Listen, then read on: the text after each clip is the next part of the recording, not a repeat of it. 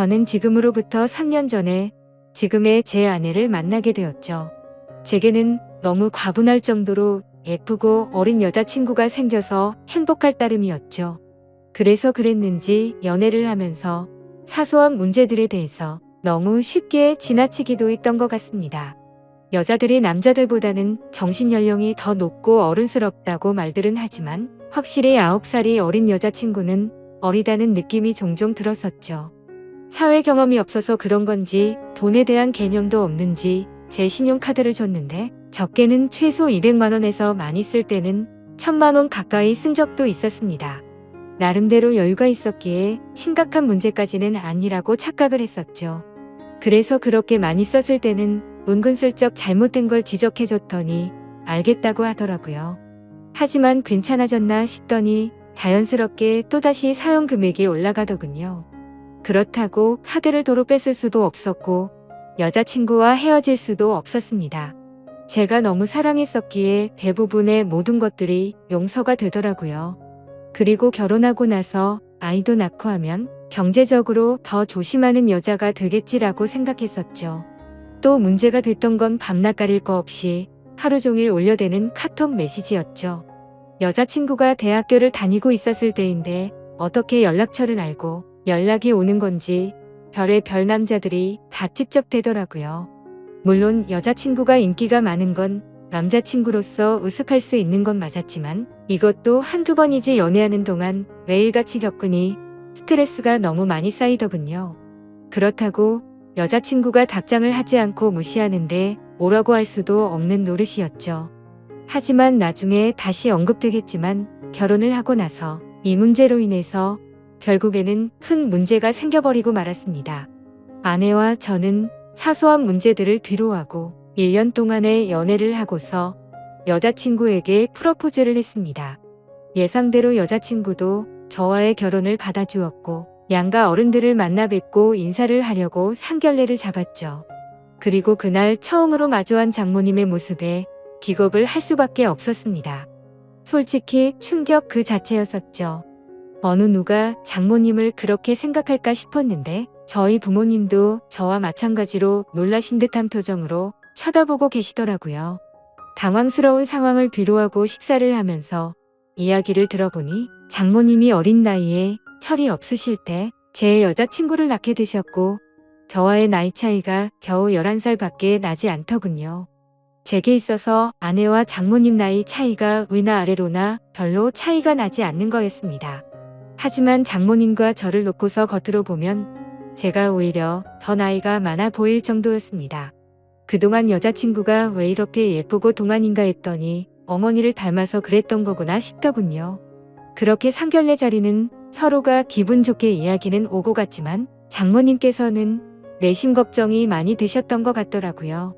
아내와 제가 나이 차이가 많이 나서 아내가 저를 제대로 이해하고 감당은 할 수가 있을까 하는 그런 생각들이 있으셨던 거죠. 심지어 저희 장모님은 이른 나이에 결혼을 실패하신 미혼모셨기 때문에 더 그랬던 것 같습니다. 장모님께서도 제 여자친구처럼 어린 나이에 섣부른 판단으로 결혼을 하게 되었고 제 아내를 낳으셨는데 결국에는 그 결혼 기간이 오래가지 못해서 좋지 않게 끝나버리고 말았던 거죠. 그래서 걱정이 더 크시다는 걸 알 것 같았고 그 마음이 잘 헤아려졌습니다. 저는 장모님께 말했습니다. 제가 나이에 비해 나름대로 산전수전 다 겪어봤고 나이도 많은 제가 여자친구를 잘 이해해주면서 예쁘게 살겠다고 했고 저를 믿고 맡겨달라고 말씀을 드렸죠.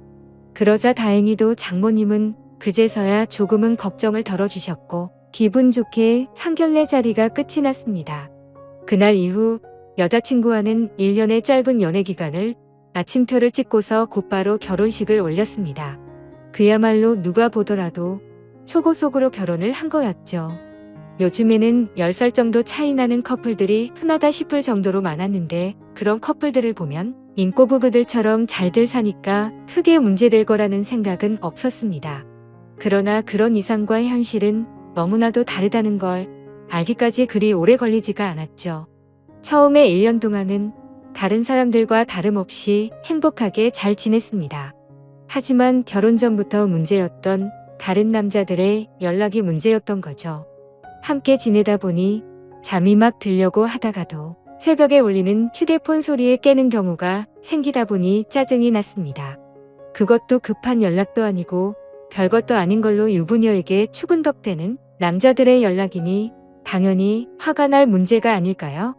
솔직히 결혼을 하게 되면 이런 문제가 없을 거라고 생각을 했고 여자친구도 단호하게 잘 거절할 거라고 생각을 했습니다.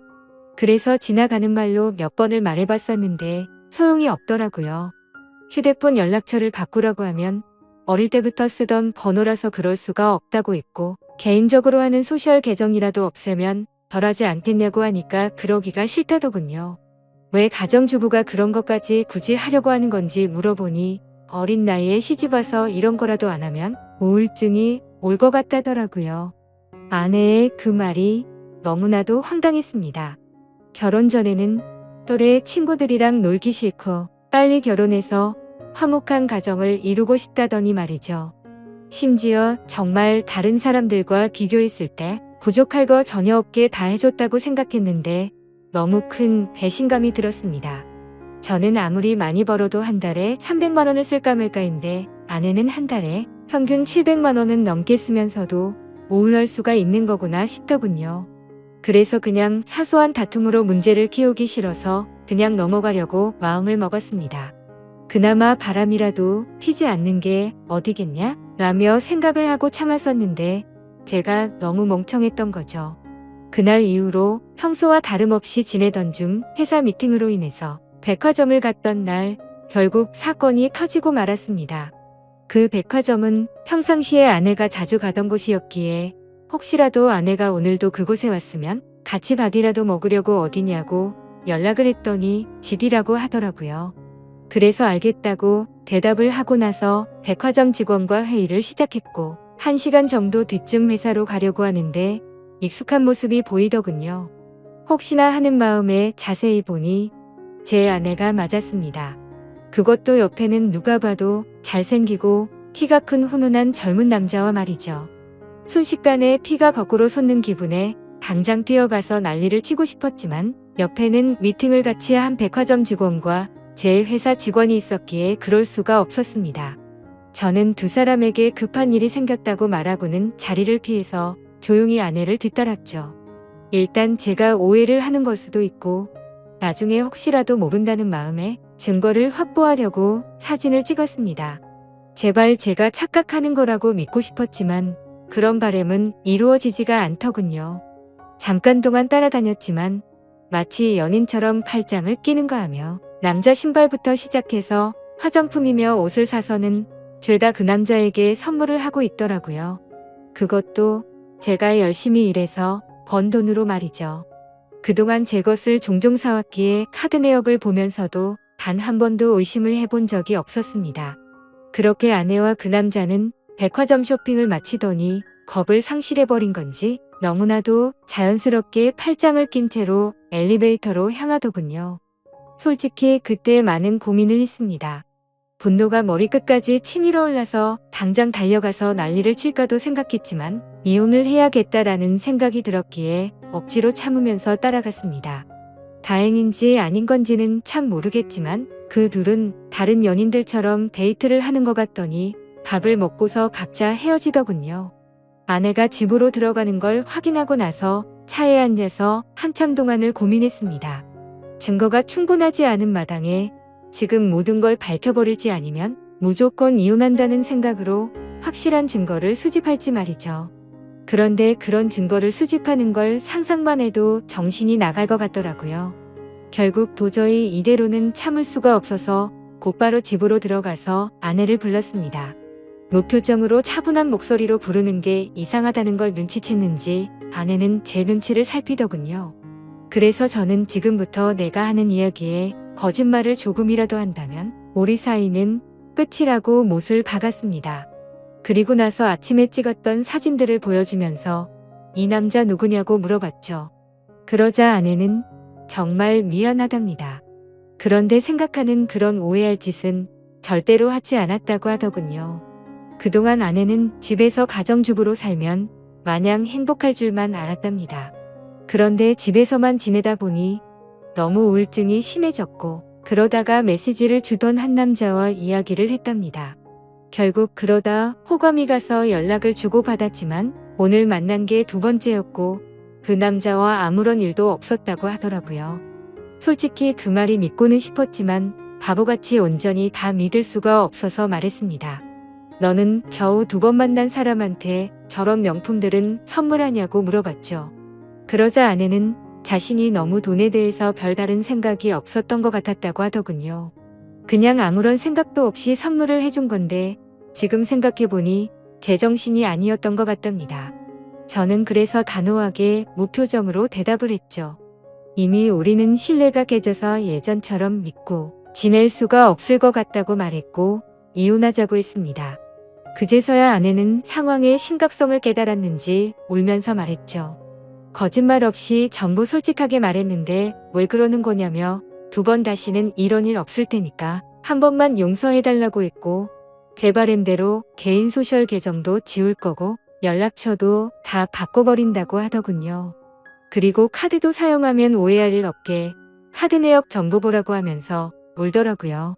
솔직히 너무 많이 사랑했었기 때문에 이혼을 한 번도 생각조차 못 해본 터라 저도 너무 당황스러웠습니다.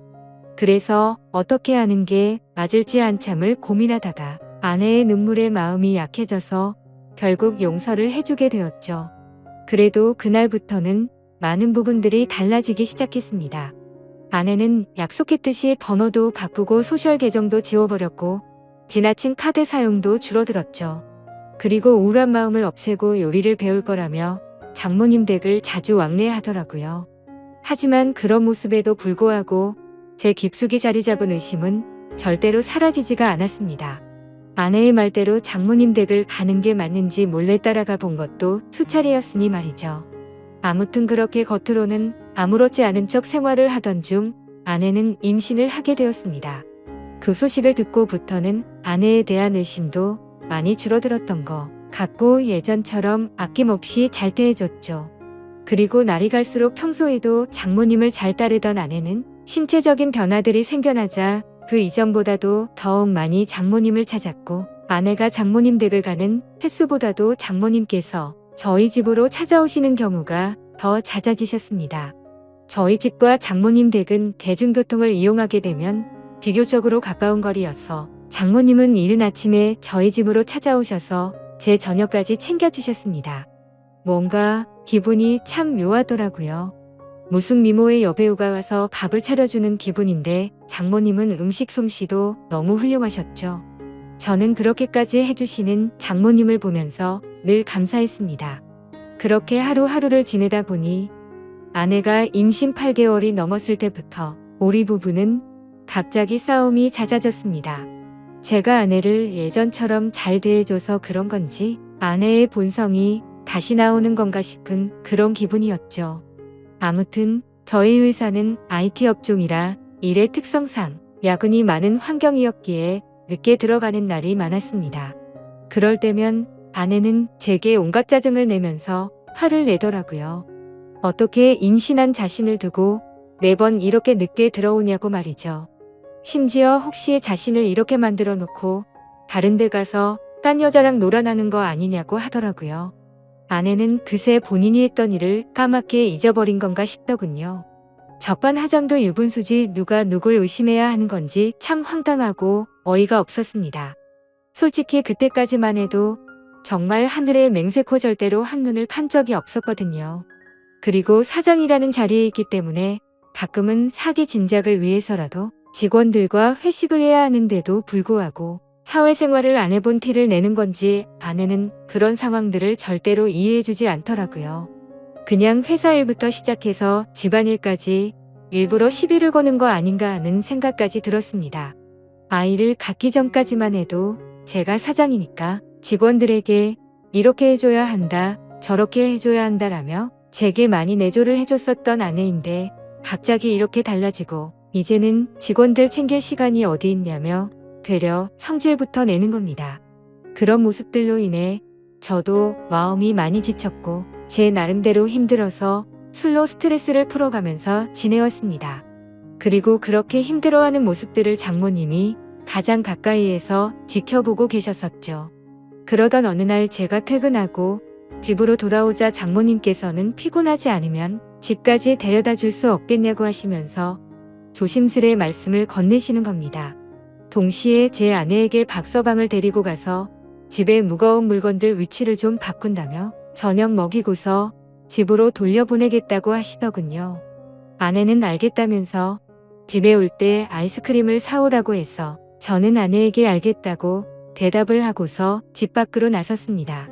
그렇게 장모님 댁으로 가는 도중에 이런저런 다양한 이야기들을 많이 했습니다. 장모님께서는 제가 많이 힘들 것 같다면서 저를 위로해 주셨고 지금은 힘들더라도 나중에는 상황이 나아질 거라고 말을 해주시더라고요.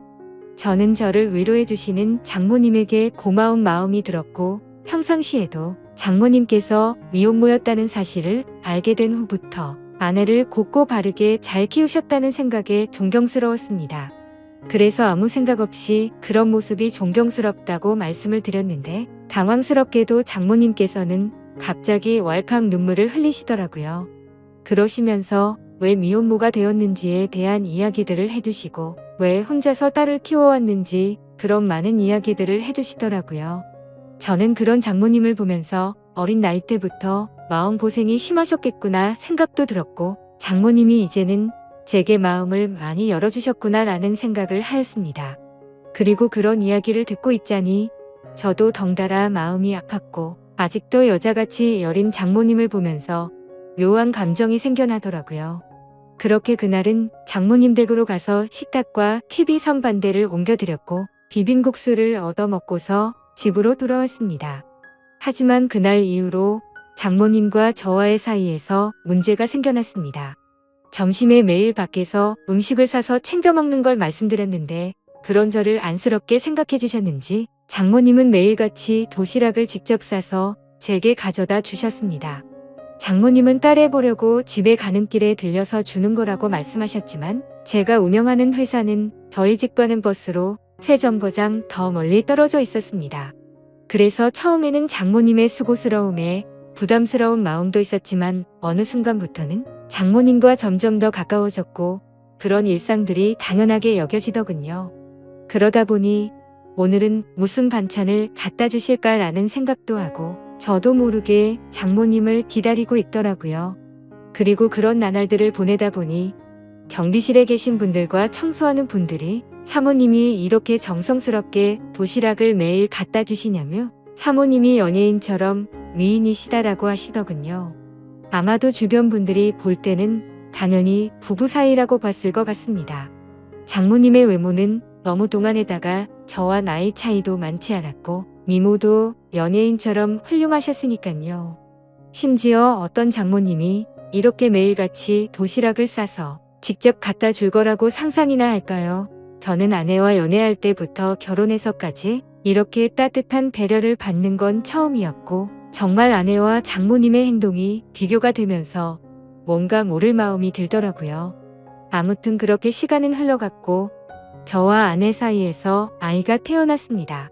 하지만 믿음이 깨지지 않을 거라고 수천 번을 생각했지만 그때부터 또다시 의심이 커져갔죠. 누가 보더라도 아이의 생김새가 아내도 닮지 않았고 저와도 너무나도 달랐기 때문입니다. 물론 조금 더 커봐야 알 수 있다고는 하지만 의심보다는 확실한 게 좋다고 생각을 했고 저는 조용히 유전자 검사를 의뢰하게 되었죠. 그렇게 아내는 아무것도 모른 채 아이를 낳고 산후조리원에 있었고 그동안 저는 혼자서 집에 있어야 했습니다. 아내의 몸이 약한 편이라 남들보다 더 길게 해서 3주 동안 그곳에서 지내기로 했고 그러면 그 오랫동안 제가 밥도 제대로 못 챙겨 먹겠고 살림도 제대로 안 되겠다며 장모님과 아내가 말하더군요. 그렇게 여차저차 아내가 퇴원하고 집으로 돌아올 때까지 당분간은 장모님께서 저희 집에서 생활을 하시기로 했습니다. 유전자 검사 결과가 나오기까지 비밀로 하기 위해서 평상시와 다름없이 행동했습니다. 첫째 날에는 산후조리원에서 밤 늦게까지 있다가 집으로 돌아와서 별 다른 일이 벌어지지 않았는데 둘째 날에는 결국 일어나서는 안 될 일이 벌어지고야 말았습니다. 그날은 첫째 날보다 일찍 집으로 들어갔는데 장모님이 민소매에 굉장히 짧은 반바지에 편한 차림으로 청소를 하고 계시는 겁니다. 그 모습을 보는 순간 저는 정말 깜짝 놀라버렸습니다. 사실 말이 장모님이지 40대 초중반의 장모님은 밖에서 보면 어느 남자들이나 뒤돌아 볼 만큼 미모가 훌륭했고 관리를 잘하셔서 20대 못지않은 몸매셨죠. 장모님이 아니라 다른 여자였다면 이렇게 놀라지도 않고 아마도 계속 몰래 쳐다보았을 정도입니다. 하지만 장모님의 그런 광경을 보기에는 너무 부담스러웠고, 그렇다고 또 장모님을 보고 옷 좀 단정하게 입어주시면 안 되겠습니까? 라고 하기에는 너무 버릇이 없던 거였죠. 결국 저는 조심스럽게 놀란 마음을 진정시키고 눈을 돌린 채 얼른 제 방으로 들어갔습니다. 그렇게 장모님은 집 여기저기를 한참 청소를 하시더니 저녁 식사를 차릴 테니 얼른 씻고 나와서 식사를 하라고 하시더군요. 그렇게 저는 샤워를 하러 들어갔고 장모님과 단 둘이 집에 있는데 이렇게 샤워를 하고 있자니 뭔가 기분이 묘하고 기분이 싱숭생숭하고 묘한 생각이 들기까지 하더라고요. 저는 샤워를 마치고 장모님과 저녁 식사 자리를 가지면서 밥을 먹고 있었습니다. 장모님은 그동안 딸이 임신하고부터 아내가 그동안 저에게 했던 행동들에 대해서 이해해 주라면서 미안하다고 사과를 하시더라고요. 저는 충분히 이해한다며 걱정 말라고 말씀을 드렸고 장모님과 저는 그렇게 이런저런 얘기를 나누면서 식사를 하고서 맥주를 한잔 하였습니다. 한 병이 두 병이 되고 두 병이 세 병이 되고 점점 마시다 보니 장모님과 저는 금세 술에 조금 취하게 되면서 그때 이미 저희 둘 사이에 아내의 존재는 서서히 흐려지기 시작했습니다. 마치 오래 만나온 이성 간의 친구처럼 장모님이 점점 더 예뻐 보였고 기분이 좋아졌습니다. 어쩌면 아내와 매번 느끼고 지내던 세대 차이를 장모님과는 전혀 느껴지지 않았고 그렇게 긴 대화를 주고받았던 것 같습니다. 냉장고에 있던 맥주들도 다동이 나게 되었고 오래간만에 술이라 뭔가 부족하더군요. 그때 눈에 띈 건 진열대에 놓여있던 양주였고 그 양주를 열면서부터 저희 둘의 경계선도 열리게 되었습니다. 40대 초중반의 나이에 얼굴은 30대 못지않고 또 몸매는 20대도 부럽지 않을 만큼의 장모님은 누가 봐도 관리를 잘했기에 그동안 저도 몰래 키워왔던 제 마음이 저도 모르게 생겨나기 시작했습니다. 술에 잔뜩 취해버려서 식탁에 엎드려 자고 있는 장모님을 보고 있는데 정말 피부가 뽀얗고 잡티 하나 없이 너무 예뻐 보였습니다. 그래서 저도 모르게 아내가 아니라 장모님을 만났으면 어땠을까요? 라고 했고 잠들어 있는 장모님을 앞에 두고 모든 사실을 터놓고 하소연을 했죠. 결혼 후에 아내에게 있었던 일에 대해서 말을 했고 믿음이 없어졌다는 사실과 장모님의 행동들이 너무 설레어서 이제는 내 감정과 마음을 모르겠다는 말을 했습니다. 그리고 결정적으로 유전자 검사를 했다는 사실까지 말을 해버린 거죠. 그 말을 꺼내고 나서는 아차 싶어서 봤지만 아무런 미동조차 없는 장모님을 보면서 안심을 했고 더 이상 실수를 해서는 안 되겠다 싶어서 방으로 들어가서 잠을 잤습니다. 그리고 다음날 일어나서는 사위로서 해서는 안 되는 말과 유전자 검사를 했다고 말한 기억이 들면서 깜짝 놀랐습니다. 혹시나 하는 마음에 얼른 거실로 나가보니 장모님은 전날에 술을 너무 마셔서 기억이 없다면서 정리가 안 된 술자리를 정리하고 계시더군요.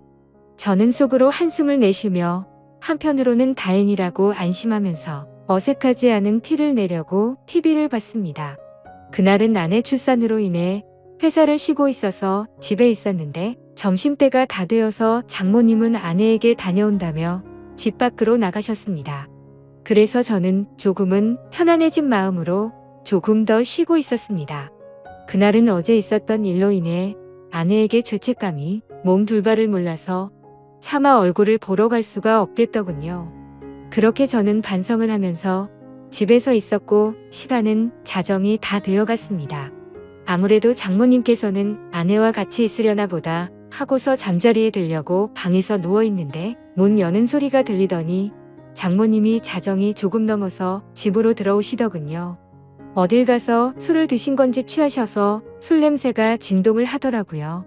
저는 술에 취한 장모님께 인사를 드렸고 장모님은 스스로 방으로 들어가서 누우셨습니다. 그렇게 잠에 드시는 걸 확인하고 저도 제 방으로 들어와 잠을 자려고 돌아서는데 갑자기 장모님이 저에게 어제 자신에게 했던 말에 대해서 할 말이 없냐고 하시더군요. 내가 어제 잠든지 알았냐며 어떻게 내게 그런 말을 할 수가 있냐고 하더라고요. 저는 정말 깜짝 놀랐고 혹시라도 아내에게까지 이 얘기를 하신 건 아닐까 너무나도 놀랬습니다.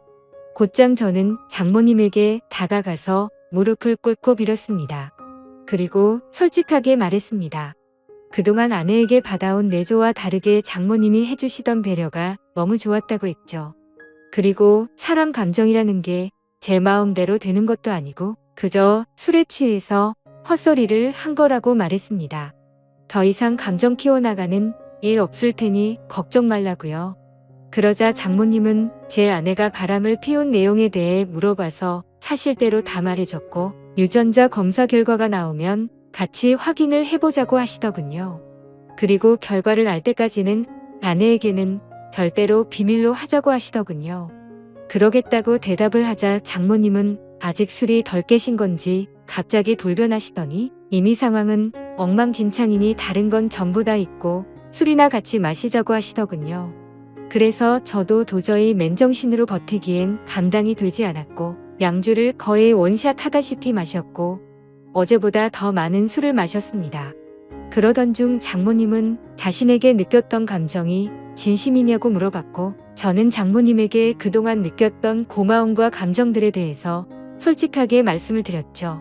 그러자 장모님도 이런 감정은 처음 든다고 하시면서 딸애가 어쩌다 저렇게 된 건지 자신이 어릴 때 실수를 해서 자신의 청춘도 다 날리고 인생을 다 망친 것 같다면서 눈물을 흘리시더라고요. 갑작스러운 모습에 놀라서 얼른 눈물을 닦아드리고 다독여드리다 보니 또다시 묘한 기류가 흘러버렸죠. 결국 장모님과 저는 절대로 가져서는 안 될 서로의 감정을 알게 되었고 아마도 그날 이후로 아내에 대한 생각과 죄책감은 사라지고 없어진 것 같았습니다. 그렇게 며칠이 지나고 나서 유전자 검사지를 받아본 결과 정말 불행하게도 제 친자식이 아니더군요. 곧장 장모님께 이 사실을 알렸고 제가 드는 생각과 감정에 대해서 솔직하게 다 말해줬습니다. 결국 아내와는 협의 이혼을 하게 되었고 지금 당장은 장모였었던 그녀와 저는 서로의 감정을 잘 알고는 있지만 쉽게 연인이 될 수는 없는 상황이네요. 결국 앞으로는 이 상황들이 어떻게 전개될지는 저도 잘 모르겠습니다. 어떻게 해야 할까요? 감사합니다.